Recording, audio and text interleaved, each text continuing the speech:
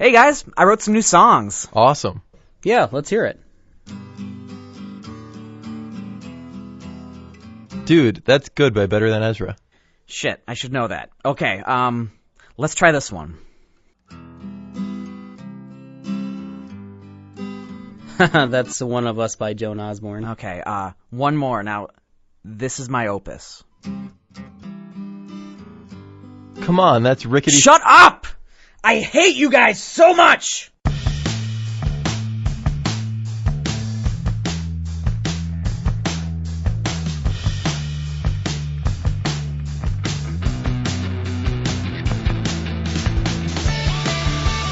Buffalo, New York, future birthplace of the unbreakable tailgating folding table, it's the Struggle is Real Buffalo Music Podcast.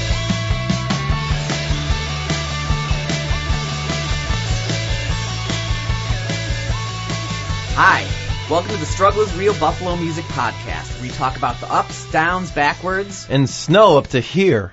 of being a local musician in Western New York. I'm your host, Ryan Gurnett. And I'm Dennis Reed Jr. Wait, what? Ryan, I did everything you told me to. I shaved my head, I got a video with 100,000 views on YouTube, and I learned the entire Grateful Dead catalog on mandolin. And now you're our host. I'd like to introduce our newest co-host, Nate Nawartia. Close enough. So obviously I need to discuss the elephant in the room. Dennis Reed is no longer with the podcast. As we often discuss, working together in any sort of creative manner can be difficult. And after 5 years of working very closely together on 2 different projects, it was just time for a break. I still consider Dennis a close friend, and he is always a friend of the podcast. This podcast would not exist without Dennis. I was a guy with some cool ideas, but no way to implement them, and until we both fell down the rabbit hole together on podcasting. So I cannot owe him enough gratitude for what he helped me start, and hopefully time will heal some of those wounds, because that fucker still has my copy of Mulholland Drive, and he's had it for like 4 years, and I really want it back. So with that, we will soldier on, and we're going to continue our mission of supporting the local music scene and showing you what goes on behind the curtain here at the Struggle is Real Buffalo Music Podcast. We're going to be messing around with our format. We're going to be trying a lot of little fun things here, a lot of new stuff. So, you know, it's a little scary being in this really nice studio with a new host, but I'm really excited to see where things go from here.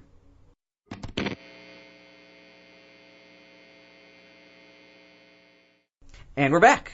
Now, before we talk to Nate, I did want to mention that we don't have a guest this week. Since it has been about 6 weeks since I've last been in a studio with any of you guys, we figured there was a lot to talk about between Infringement Festival and Warped, and we're going to also introduce a new segment that lets me, Nate, or Will talk about our favorite local artists. And this episode later on, Nate will be talking about Fernway. So, to the man of the hour, Nate, welcome. I feel really happy to be here. It's cool. You know, you guys are really plugged into the local scene, and I admire that. And I'm glad to be a part of the team. Awesome. Cool. Let's start off with a game, guys. I have made a Real Not Real based off of my experience at Infringement Festival. All right, Real Not Real, Infringement Festival edition. First, Ryan broke his cane playing percussion on a garbage can with Bass Pro and the Waterfront Revivalist, a community marching band that begins both opening and closing ceremonies with a parade ending in front of Nietzsche's. I'm going to say that's not real. I'm going to say it's real. Nate is correct. Oh. Yeah. I have my one of my 2 canes is now dented like all along the top. It's missing 2 of the rubber nubs on the bottom, which mean it's just worthless. And as I was trying to pick up one of the nubs as it fell into the street, I pretty much accidentally jammed the end of my my cane up a woman's butt. Like Exciting. Not even just like, oops, I tapped your butt. Mm-hmm. Like I went like all the way up her dress. We got some distance in there. Yeah. So, yeah. All right. One of the looping performers constructed loops from numerous electronic devices, including a TV and an old Game Boy. I'm going to say that is real. I'm going to say that's real. It's pretty basic. That is fake. Oh. You tricked us with the... Yeah. Someone who does use an old Game Boy to make sounds is Dan Mulcanen, who will be on an upcoming episode. We've talked about him before. And I actually think that looping like electronic devices, like TVs and stuff, could be really cool. I think that might be something I want to try myself, but that has not happened. So Dan Mulcanen did not play no infringement. I'm hoping he plays next year, to be honest. I think what he does is awesome. So all that right, that was a tricky one. Nate is up 1-0, I believe. That's one to Ryan. If neither of us get it, you get a point. Ooh, I like that. Yeah. I like that. I get something out of this finally. All right. It's about time. At one performance, an under 21 performer tried getting into her own show with a fake ID. Approached afterwards, she again denied it. She wrote in her proposal for infringement festival that she was under 21. That sounds pretty real to me. Yeah, I know musicians. That sounds like a That is musician. absolutely real. Yeah. Sweet. On the board.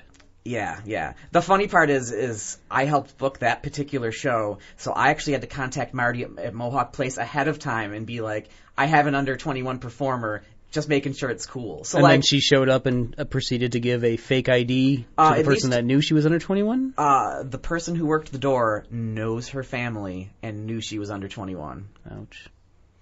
All right. A local bluegrass duo in overalls got on stage with 2 banjos. They tuned the banjos for 20 minutes and then just walked off the stage, later dubbing it as performance art. Not real. Not real. Not real. I have seen similar performance art to that, though, in the past. And it's always... I actually had one guy, I used to host an open mic night, and one guy got on the stage, asked to borrow my guitar, tuned it to, like, just nonsense, and then just got up off stage and left. Yeah, The struggle is real. there's a thin line between performance art and being a dick. Yes, no, there really is. Yeah. On a side note, on a little tangent here, someone actually applied for infringement festival, and his whole idea, the whole act was supposed to be tongue in cheek, but it was basically him denigrating women. And I that remember was you like, telling me about that guy. Yeah, that was supposed to be performance art. Right. Yeah. Thin line, folks. Yeah. Thin line. Right. All right. Next up, the singer from one band came on stage wearing flesh-colored underwear, and he was covered in stockings. The stockings had his body parts labeled with magic marker. That sounds real. You gonna disagree, Nate? I don't know Ryan well enough because it'd be a weird thing to imagine that. Well, I don't think it was Ryan. No, I'm not saying, not me. No, I'm saying for you to make up that scenario. Oh, would take a I lot think of imagination. He's pretty good at this, actually. Like, I could never think of that, so it makes me think real, but also you're a creative dude. I'm going to go real. It is fake. Wow. It is actually... You're way weirder than I thought. I was you in a were. band in college, and my singer did that to win a Halloween contest. Okay, so I'm basing you're some of these... switching These are, it things around. these are things that have happened. I'm just asking... That's another one for you, but that's a dirty move. See, he's not as creative as he thought. Yeah, no. Yeah, It's actually happened I'm not to as him. creative as you thought. I'm experienced. you're playing dirty is what I've you're seen doing. some weird shit. Yeah. All right. A local artist dropped his pants and tried to feed the crowd pudding from small pudding cups. Where were the pudding cups? It's on stage. Oh, it's that's unrelated to dropping his pants. He dropped his pants, he did some rapping, and then he, took the pudding cup, opened it up, and, had a plastic spoon and was trying to feed people pudding. Like little baby birds? Yes, almost. Well, not mouth to mouth, but Okay. like a baby or a small child, really. Right. I'm going to say not real on that one. I'm going to say real. It is not real. I wanted it to be real. That was the thing. I All want right, it to be real. we're tied up, Will. Nice. All right. We have 4 left now. It's 3 to 3 to 2. All It's right. anyone's game. This year's burlesque movie parody was Strip Club, a burlesque tribute to Fight Club. Also planned was Twin Peens, a burlesque tribute to Twin Peaks, but that was very unfortunately canceled. Do both of those have to be real? Yes. It's one statement. Is that statement real? Not real. I think you did the thing again where the first half is real and the second half is real. I don't like that, but I'm going to say I not think you did real it. either. Absolutely 100% real. Both parts. Both parts. Twin Peens seemed very... It was supposed to happen at Gypsy Parlor, and Right. as soon as I saw the schedule, I'm like, I'm going to this. I need to see what this is. They did a Zappa tribute the year before, which I'm kind of sad I missed too. And then at some point I saw Strip Club, and it's like, that sounds cool, but it's no Twin Peens. And the name Twin Peens, come on. Yeah. It's so good. That's a great band name. Ooh. Twin Peens. I have no idea what it was about, but there's an art installation called Suck My Dick. Real. Real. Absolutely real. I kind of wish I would have gotten a chance to see it. Bet you would. Aw. One performer showed up with a sandwich sign with their face on it and promoted themselves heavily, handing out flyers to everyone in the room. They were then told it would be good if they stayed for the other acts. 5 minutes later, they left without saying anything. That sounds like a regular show in general. That sounds like the most the most local music thing I've heard. That could have been tonight. anybody. That's definitely true. Okay. I've done that. Yeah.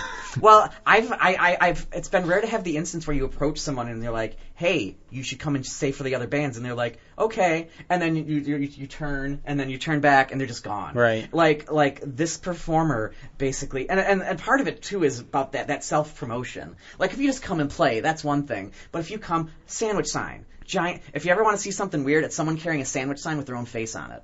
Really trippy. Yeah. But, like, you come in with that, they've got all these hand flyers and everything, and then to just be, like, gone. Like, well, that to me was even, like, more than the normal person leaving. Yeah. Is that considered a dick move, though, to flyer for your performance at other performances?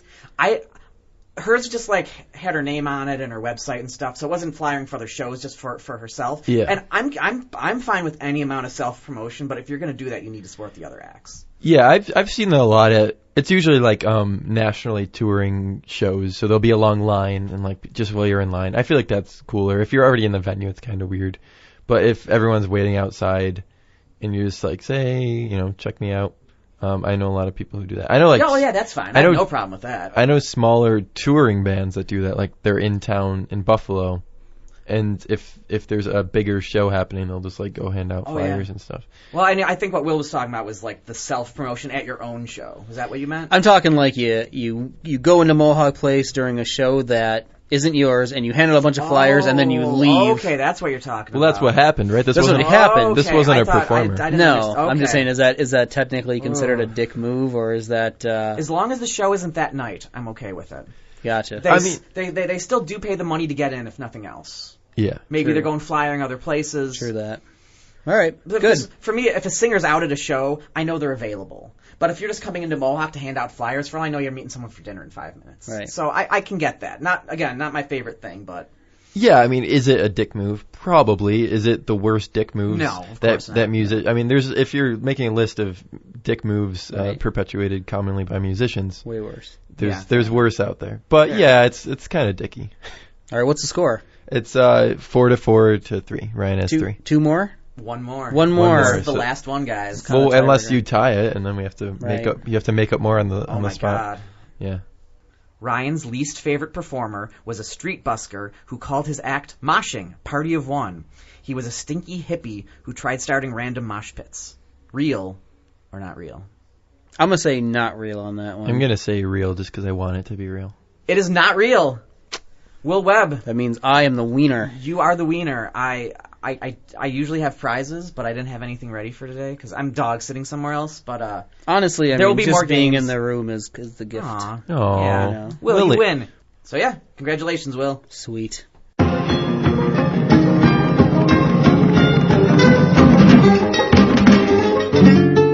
Wait, Toki, why'd you stop playing? I have a confessions to make. I can't read music. Dude, Toki can't read music, huh? That's hilarious. Can you? No, I have music dyslexia.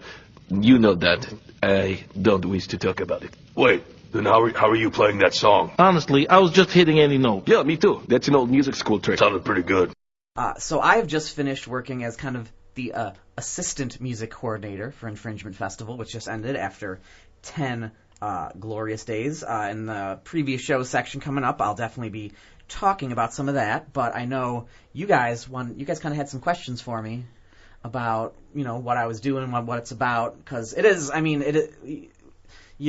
of this stuff, you try and be as inclusive as possible, but regardless of how you feel about it, this music scene's in segments. It's fragmented in a way I've never seen, so I do feel like there are a lot of people who would really enjoy this that aren't. So yeah. What do you guys want to know? I'll start. Just a simple question. Why?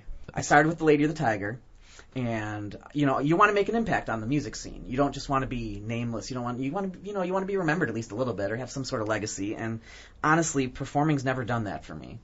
And I'd love it if it did, but, you know, you don't always get what you want. So I started doing the reviews for allwny.com to kind of get myself more into that. And that led to this podcast, which led to the Warped Tour broadcasts. And that kind of led me to Infringement. I've always wanted to book concerts. And booking a festival, like for me, I mean, I went to music school. The idea, like, you'd get high at midnight and talk about, you know, if I did a music festival, this is what I do. So actually being able to go and do it is amazing. And I'll probably talk numerous times about how much we need volunteers, but if you're interested in being a part of the local music scene, I've met venue owners, I've met random scene people, I know sound guys, I know people who can do T-shirts, I met probably over 100 musicians. Like, if you want to get involved with the scene and you're having trouble getting that leeway or wedging yourself into the door, this is a great opportunity for it, because we'll let anyone in, and it's a really good group of people running it who have experience, who can teach you things.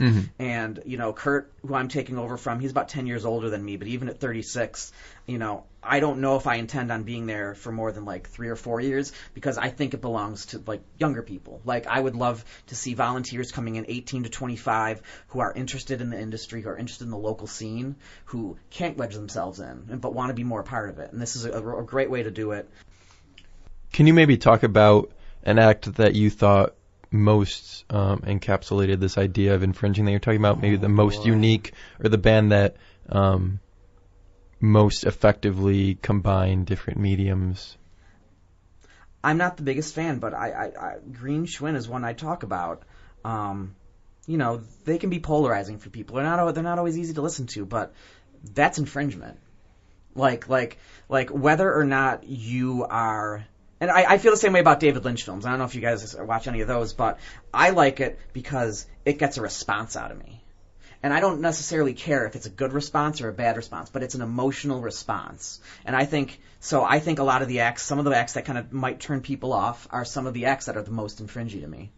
But why was Green Schwinn, right? What? Yeah. So what was their deal? Their whole kind of shtick is Tiny Tim. Basically, that's what his voice sounds like. Yes, and they do. They do Tiptoe in the Tulips. They do some Weird Al stuff. They do an excellent cover of "Girl You Want" by Devo, and they're a 2-piece act. And the whole kind of feels that like I'm singing on it's old timey time, but he also has that like Tiny Tim, like he gets high. He's a high voice. And like again, you know, it's you know, different things for different people.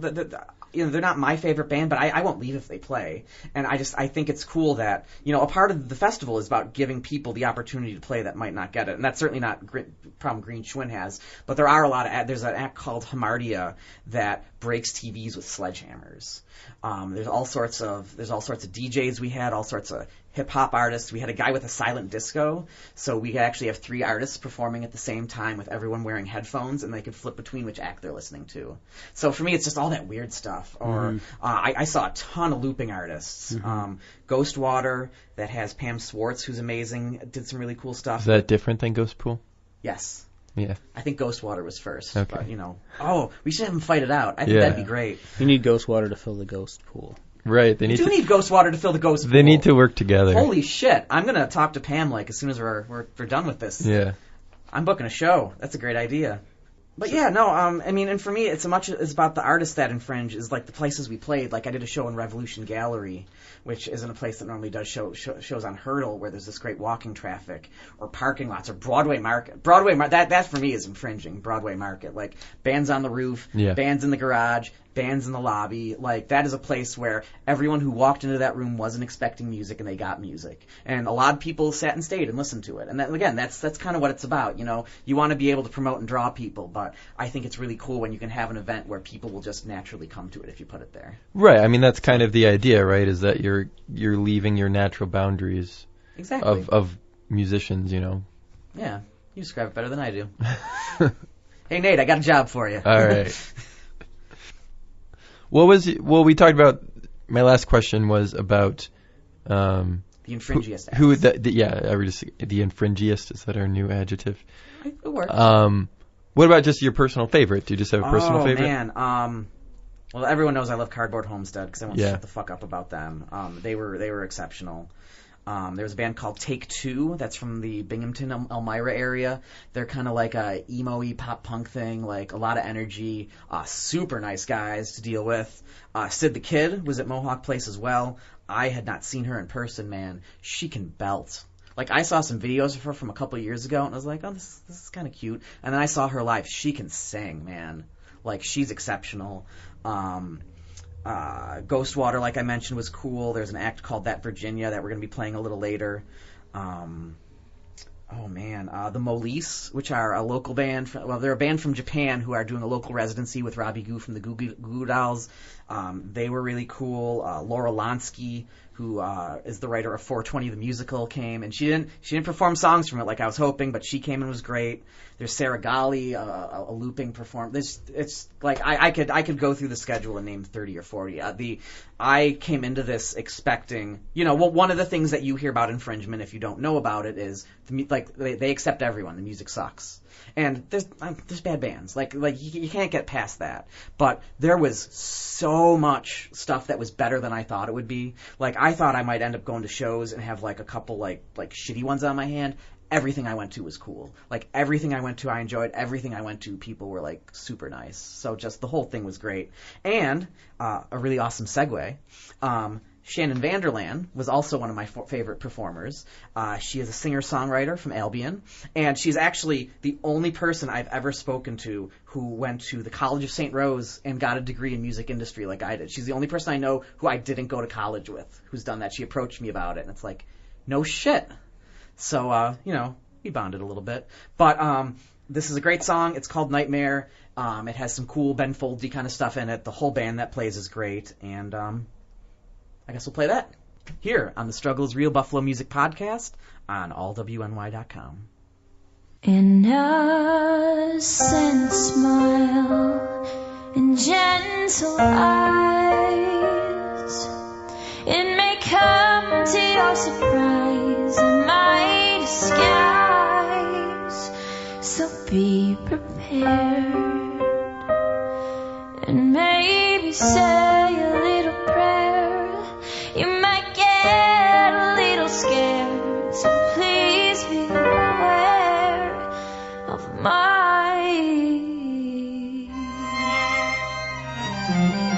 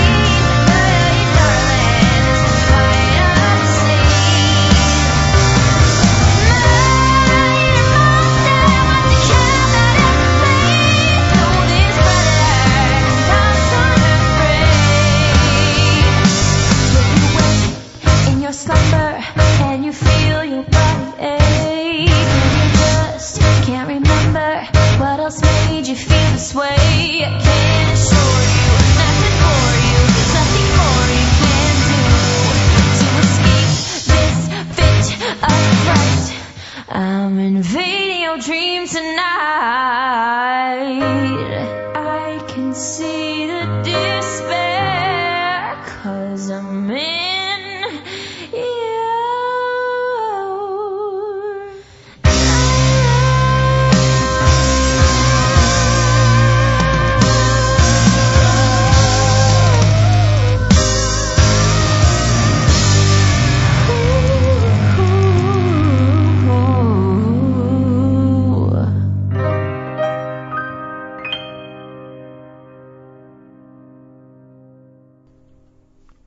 All right, we're back, and we're going to talk about some shows we've been to lately. We've got a lot of time to recap, but we're still going to try and keep it short. So I'm going to talk about some at first, and then I think, Will, is this last one here your entry? It is. Someone made a change, but it's okay. I let you do that. I trust you. Nate, on the other hand, any script changes need to be run through me in triplicate. Yeah. That's like at least. I mean, I was in a band with Dennis for about 4.5 years before I trusted him with that, so it's gonna take a little time, but we'll get you there. Yeah, that's fine. You're at security clearance 2, and that's on a scale of 1 to 20, so we'll get you there. Okay.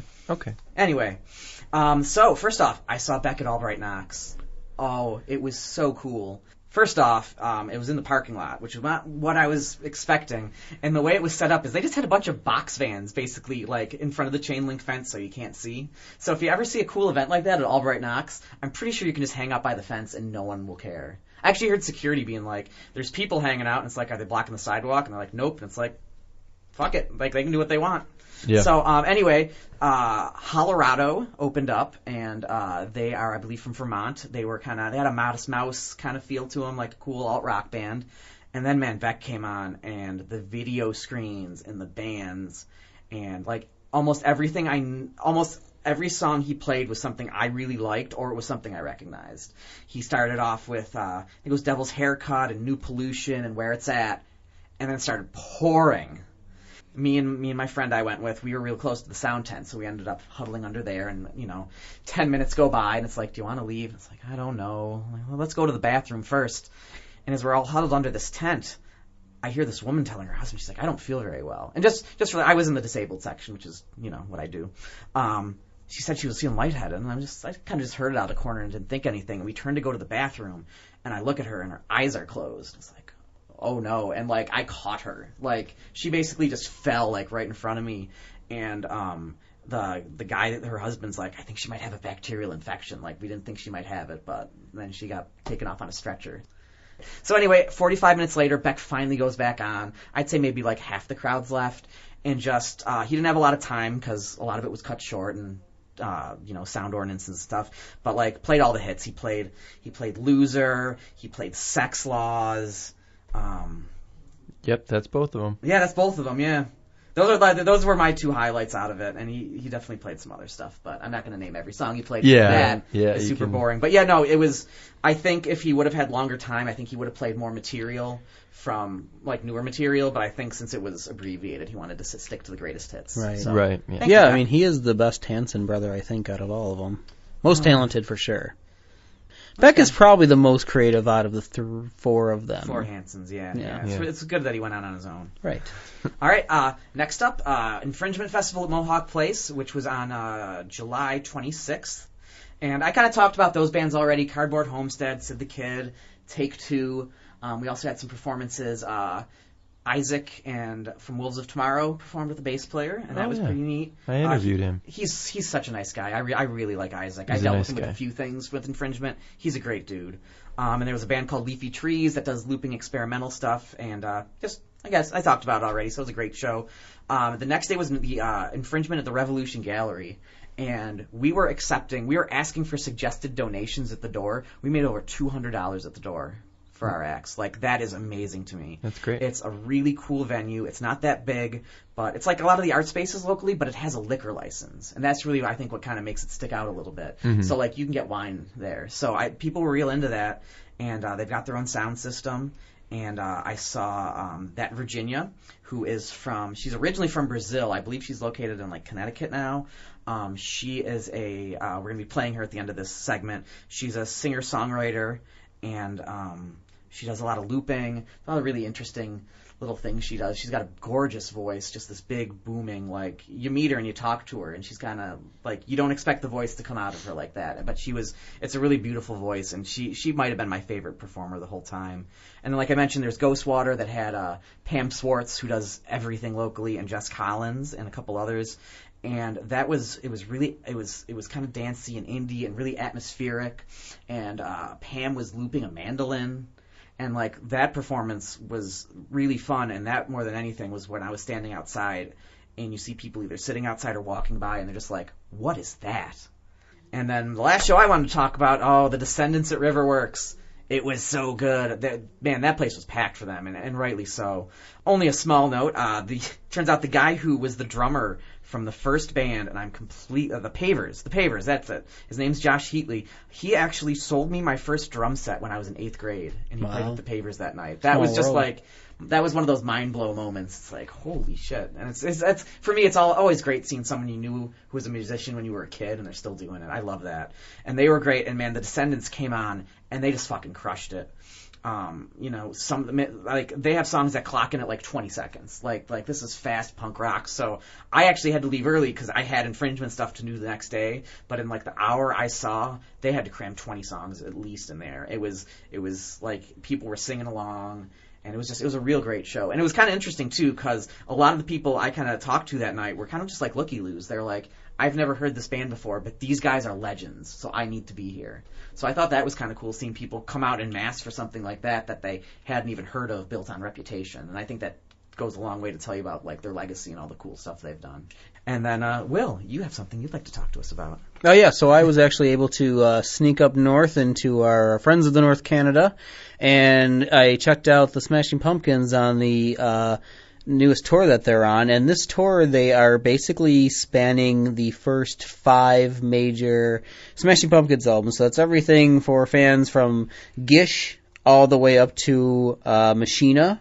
So basically everything from the early 90s until basically 2000, and everything in between, things from Siamese Dream, things from Melancholy, things from Adore, soundtracks that they did.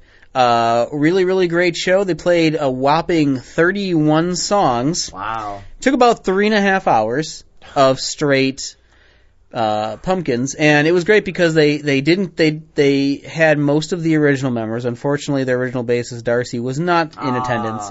But you still had Billy and James and Jimmy. Oh, Jimmy was there. So that was good. Great drummer. Drummers, yeah. Great drummer. And very good show. I was surprised how many costume changes that Billy Corgan actually went through. About every 3 or 4 songs, he had a costume change. Also, a little surprise, Mark McGrath was there from Sugar Ray in video, and he was doing some introductions for certain songs like 1979, but they played, Today, and they played, both Butterfly Wings, like all the hits that people know, and some of the hits that people don't know, but fan favorites that really kind of were good, like Muzzle and things like that. That's a great song, right? I love Muzzle. Perfect place to see a show at the arena there as well. The only complaint that I really had was that this is the first arena-style show that I've been to, or really any show in a while, that hadn't had video screens up, so you could actually see the band from our seats, which were, admittedly a little farther away. Yeah. They did have a really, really cool stage setup with a lot of moving things and a lot of fun, but I would have liked to have kind of gotten a little bit more of a view of the band. Sure. Finally, the band that opened for them, very good band called Metric. Some people know them, some people don't. I like Metric. Very great to see Metric. Oh, that's a great opening. Yeah, that's fun. But yeah, they started at like 10 after 8, and they went until about 11:30. That's wonderful. What is too much for a band you like in concert? Like for me, I love Smashing Pumpkins. I don't know, 3.5 hours. Even if it's like my favorite band. What are you guys' thoughts on 2 hours. Tight 2 hour set is perfect. It really depends on the venue. It depends on a lot of things. Venue, if it's like a stadium show where you could sit down if you get tired, because nobody wants to stand that long. And then also how often they're touring, I think, is a big factor. Yeah. If I know like they come around the Northeast every year, that's fine. But if it's like once every 20 years, a legend, yeah. Like Radiohead barely tours. Like if I went to see Radiohead, I'd be fine with them playing 3.5 hours. So yeah, that is our previous shows. So we are going to play you a track from that Virginia. It is called Unlocked, here on the Struggle is Real Buffalo Music Podcast on allwny.com.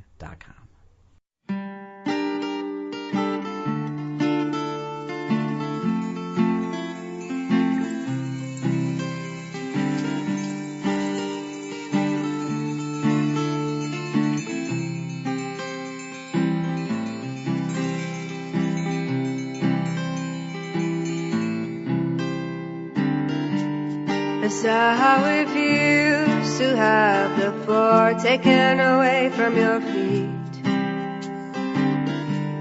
I'm innocent a good way since I appreciate the weightlessness. This morning I was told the store I was knocking on desperately had been unlocked the entire time.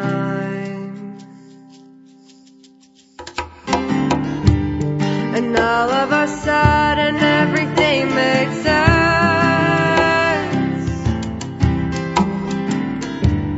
Reality's late and you can't exist. And different realities depending on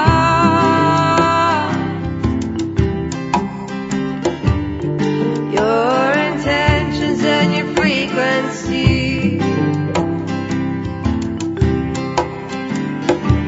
Am I reaching that frequency? Am I stretching my time? Am I losing the fear of the closed doors?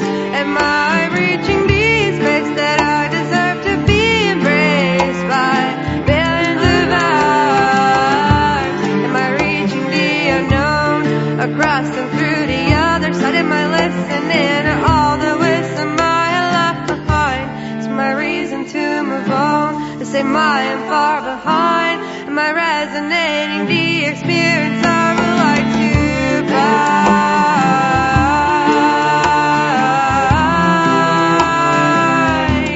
That I would like to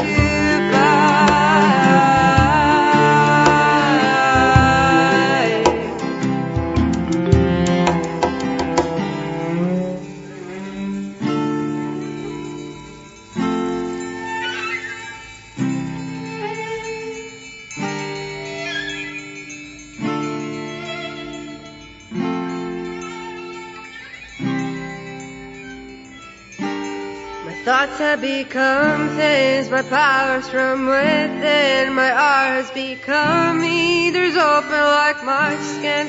My thoughts have become things, my powers from within. My art has become me, there's open like my skin.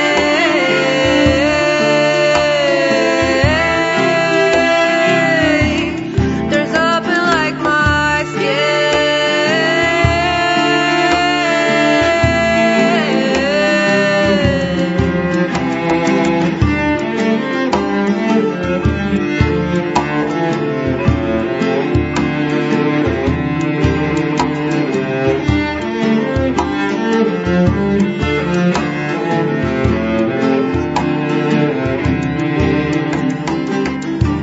Am I reaching that frequency? Am I stretching my time? Am I losing the fear of the closed doors?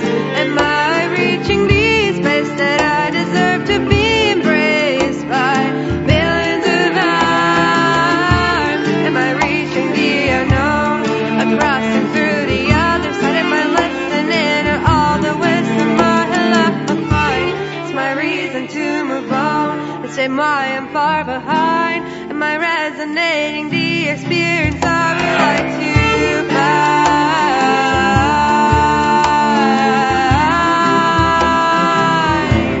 That I would like to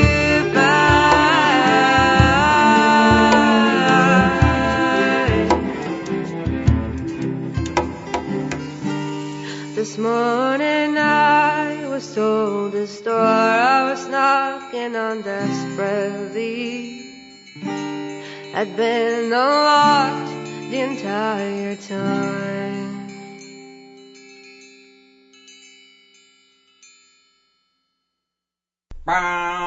Bum, bum, bum. That is as much of the Olympic theme song as we can use due to copyright infringement. So we had an amazing Warped Tour broadcast back on July 25th, and but the problem is not a lot of people heard it. Thanks, Joe. I told Joe I can make fun of him for the end of time, Yeah, so I'm can going I to do extend that as well? to you. Yeah. That's extended to both of you. I'm giving you that power. I will knight you with a sword later. And this is any Joe, right? Not just one. We can make fun of any Joe we meet. I already do. Yeah. I can't think of any Joes I wouldn't want to make fun of, so Right. I'm cool with that. Biden seems like a cool one. Oh, but look at those memes. You can always make fun of him. Yeah, it's He's like hilarious. it's more in a loving way, you know. Oh, yeah, of it's course. affectionate, yeah. But so is Joe Kent. We love Joe Kent here. I do love Joe Kent. Think so, Joe. On Yes. all WNY. Look at me doing promo. Yes! Nate, that's your first one. My first plug. Every time you do that, Scott Leffler gets goosebump. All right. So we have a bunch of games that we didn't play with, that we played with the fans at Warped Tour, but again, no one got to hear them. Yeah. So I thought it would be fun to pit Will versus Nate in some of these games we played. Okay. So Will helped write some of them. I did. Ooh. So That yes, seems you did- like an unfair edge. So I am finding ones that Will is not familiar with. Thank you. He'll get those ones, and then Nate, you'll get other ones. And we're going to do this for a few episodes because there's a bunch of stuff to play. So this first game is called Taller or Shorter Than Robbie Takic. Awesome. I've been preparing for this forever. Yes. So Robbie Takic, bass player for the Goo Goo Dolls, local awesome nice guy, music is art person, kind of not a big guy. May I ask how tall he is? He is 5 feet 5 inches. Okay. So he's just about my height. Right. No, I met him, and he's a smaller guy than I anticipated when I met him. So, okay, so here we go. We'll run through this quick. Taller or shorter than Robbie Takic? Napoleon. Shorter.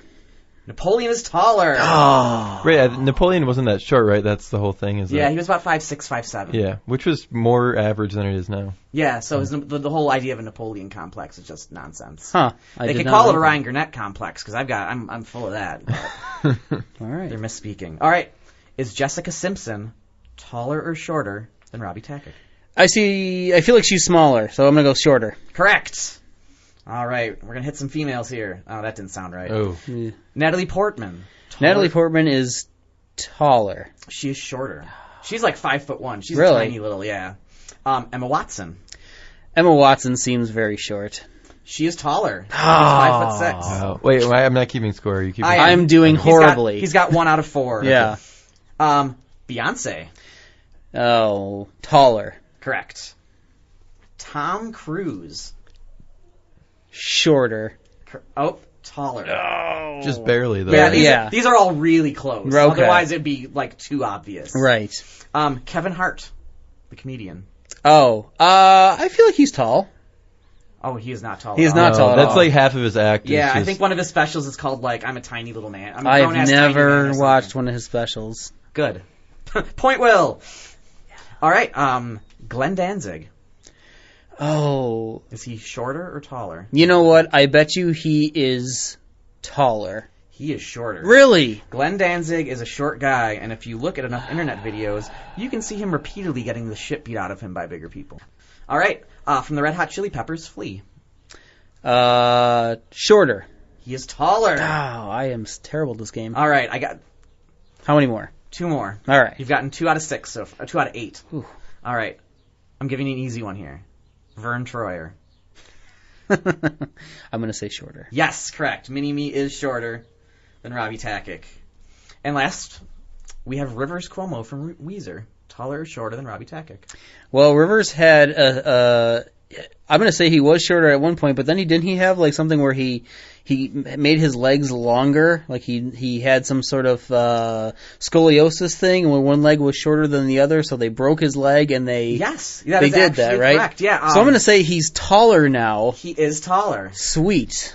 I'll have to, if I ever do this again, I'm going to have to do Rivers Cuomo pre and post surgery. Right. Because he gained like 2 inches from that, I think. Yeah, no, me and a buddy of mine from like 6th to 8th grade used to tape all the late night performances from like SNL and Letterman, and one of the ones that always just like stuck in my head because when I saw it, my brain just exploded was Weezer playing "Say It Ain't So." Mm-hmm. I've seen Letterman. And you can actually, if you look close, you will notice Rivers does not move during that set. But Right. if you look close to the mic stand, you can see he has a cane propped up on it. Oh, I did not notice that. So yeah.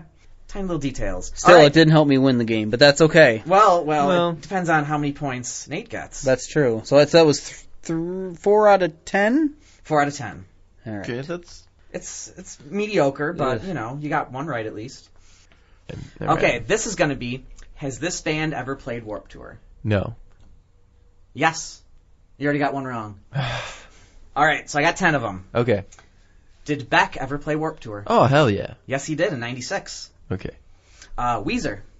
Oh, hell yeah. Yep. Okay, all of my answers will be phrased either "oh hell yeah" or "oh hell no." Just saying. Okay, I will also accept "oh no you didn't" if you want. Corn.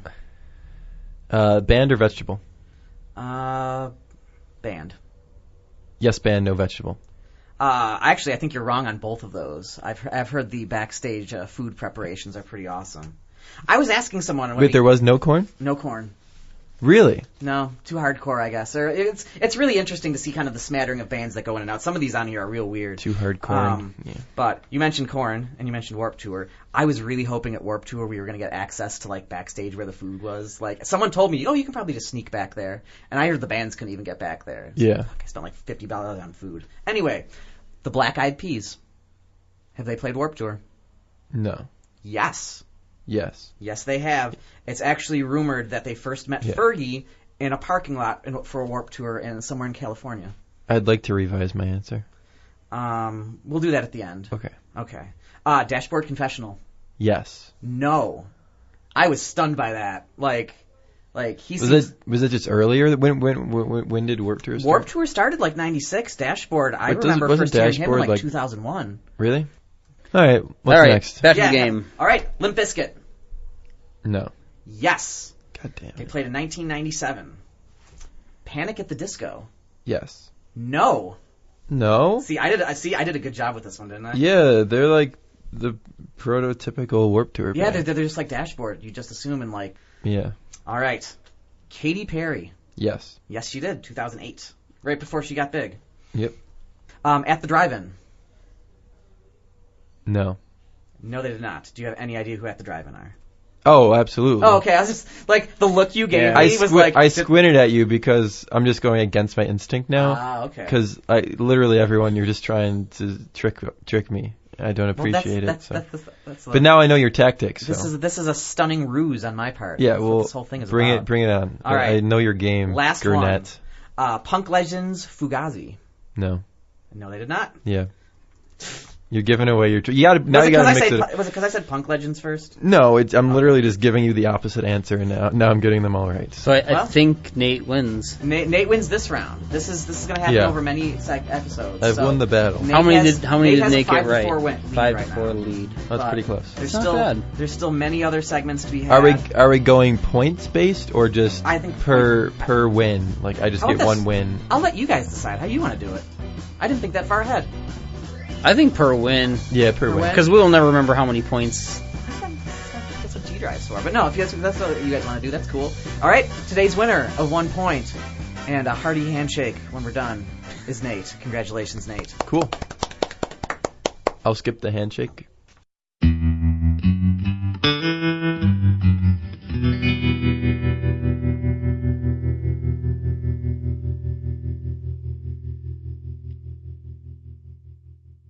All right, so typically we spend a lot of time talking with our guests about their favorite local music acts.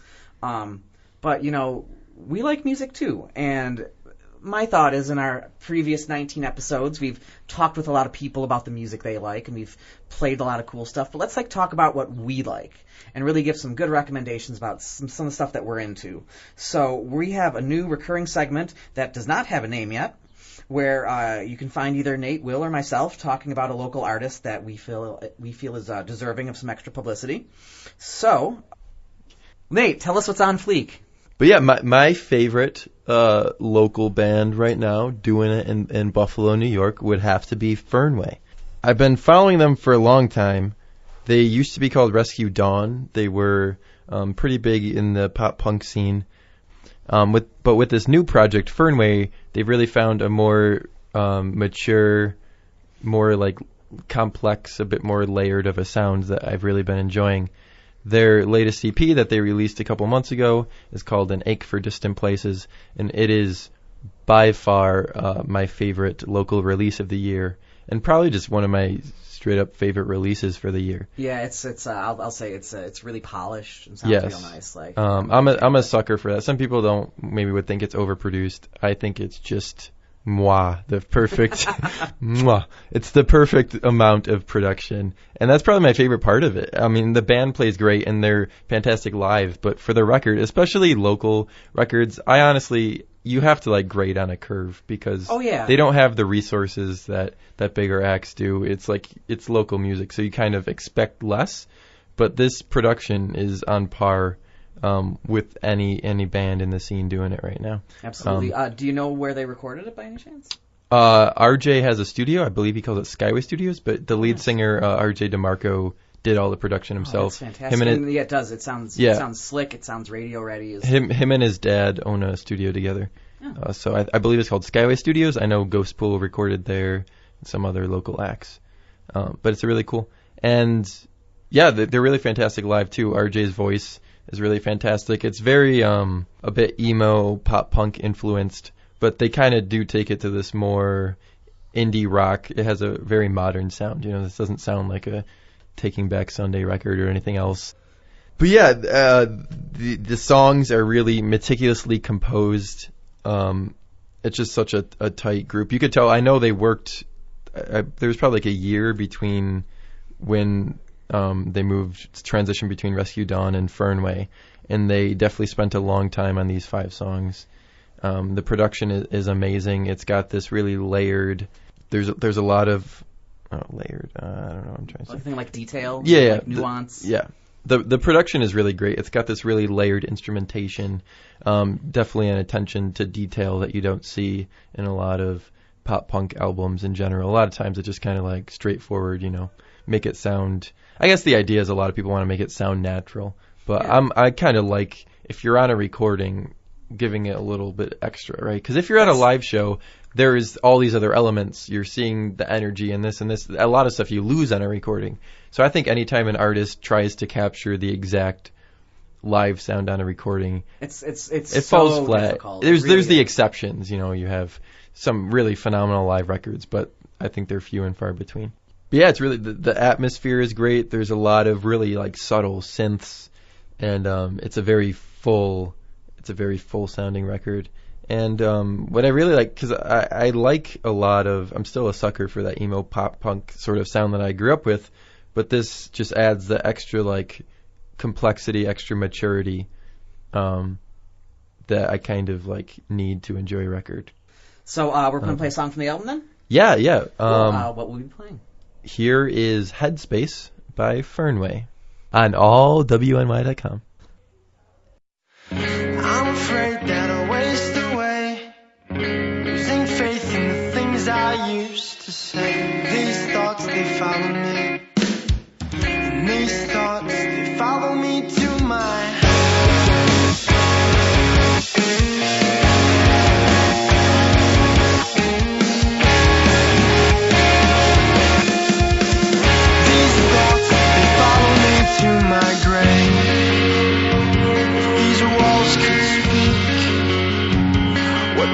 they say. You got that black stare on your face, and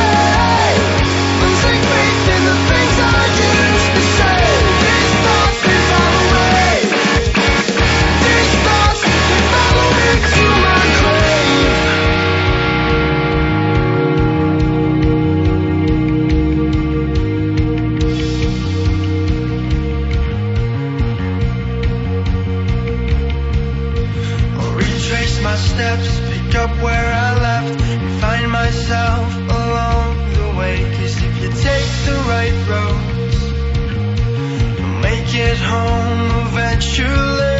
I'll retrace my steps, pick up where I left, and find myself along the way. 'Cause if you take the right roads, you'll make it home eventually.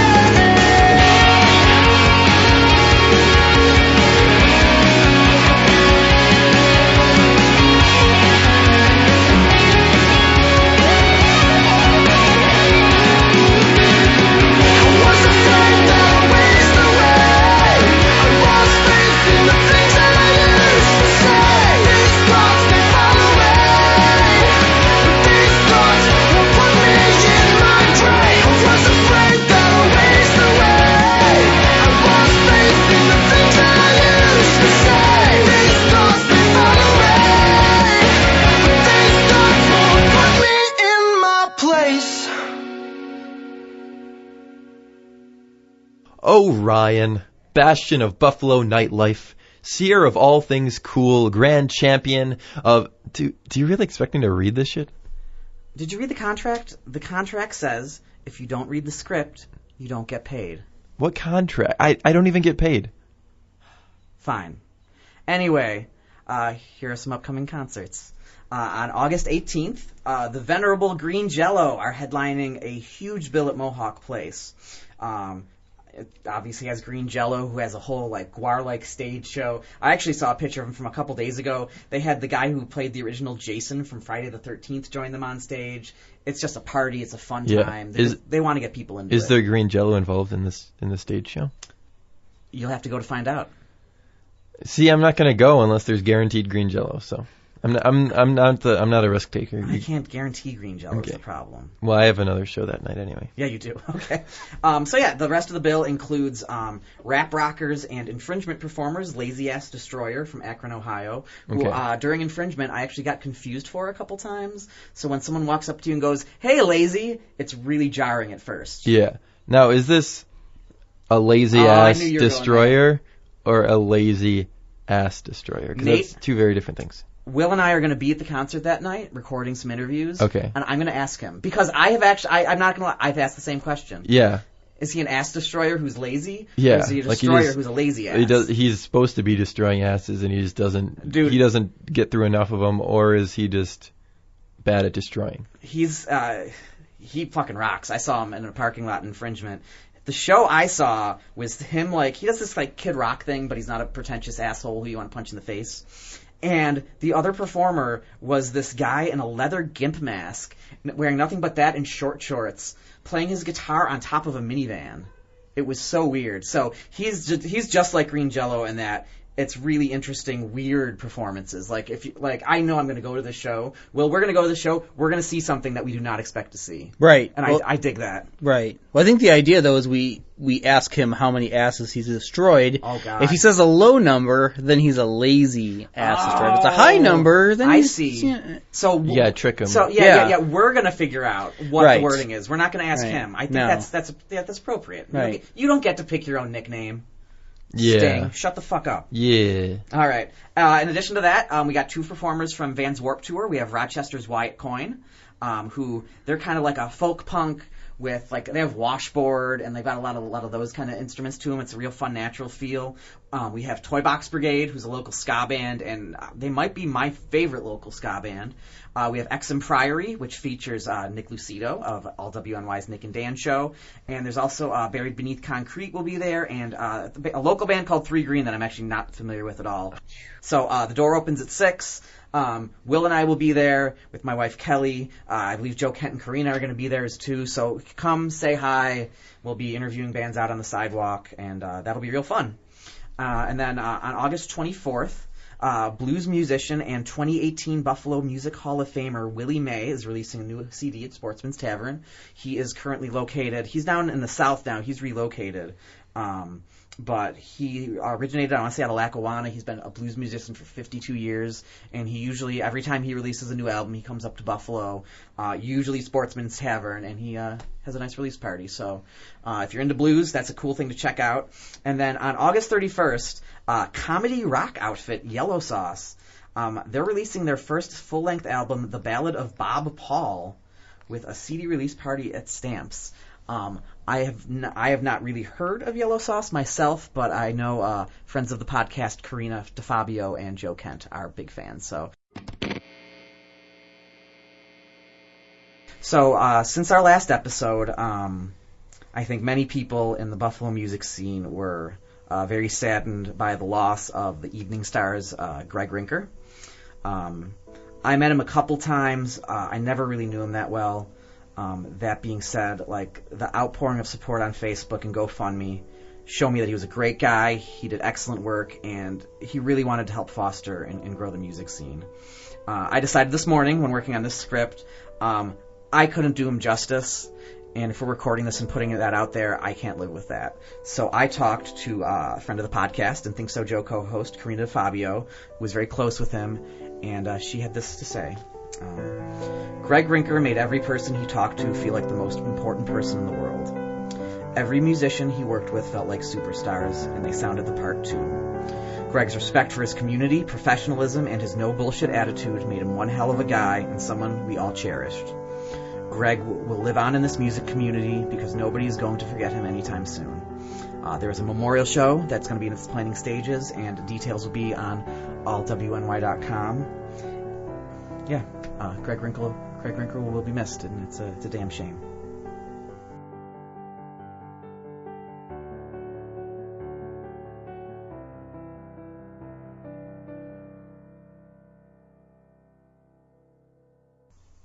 All right, and folks, that is all we have for episode 20. Our next episode, we turn 21, and we will be able to drink. And I look forward to maybe Nate getting drunk during the episode. If you got progressively drunker as we went along, I'd be super into that. Yeah. Will, that sounds fun. Do you want to get drunk? Well, I'm going to show up drunk and then get progressively sober. Ooh, I like this. Yeah. I like the point counterpoint. Okay. I dig it. Okay. Yeah, I mean, I hope I like the taste of beer, but we'll find out. So join us on September 1st, or whenever Scott Leffler publishes this, around September 1st, where we'll be talking with Green Jello and just all those bands from the Mohawk Play show. And don't forget to check out allwny.com and its family of podcasts, including Corey Comments, The Nick and Dan Show, The Think So Joe podcast, hosted by Karina DeFabio and Shanky Turtlenuts, and our favorite podcast, The Big Picture with Michael Sargent, where you can learn how to properly frame a photo and how the government is secretly watching all of us. You can find us at facebook.com/The Struggle Is Real Podcast and on Twitter at SIR Podcast NY. You can also find me on Twitter, Facebook, at Sir William Idol, IDOL. I like Billy Idol. And, yeah, Nate, how was your first show? You know, Ryan, I was just being polite. I didn't really want to know. You're just supposed to nod at me. It's going to take some time, Nate. We're going to get it right. That's all for us. Being a musician is chaos. Please be kind, and we'll see you next time.